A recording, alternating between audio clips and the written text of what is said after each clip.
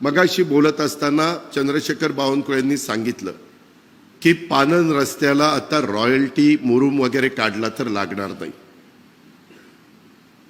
CP Pune शहर, तुम्ही police दलात प्रमुख अधिकारी आहात, सगळ्या अधिकाऱ्यांना सूचना द्या, पानन रस्त्यावर मुरुम जर टाकला तर तिथं बंदी नाही, परवानगी आहे. ते सोलापूरला पण कळवा आणि महाराष्ट्रात चांद्यापर्यंत बांद्यापर्यंत कळवा. बावनकुळे साहेब, गेल्या महिन्यात हे सुरू केलं असतं तर काय वाईट झालं असतो, कशाला मला त्रास झाला, कारण नसताना नाही त्या गोष्टीचा गवगवा त्या ठिकाणी होतो. जाऊ द्या, हरकत नाही.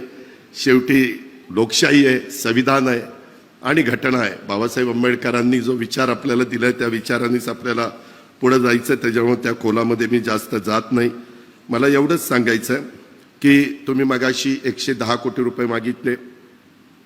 मुख्यमंत्री महोदय नेहमी चांगल्या कामाच्या करता निधीच्या बाबतीत आम्ही कधी काटकसर करत नाही.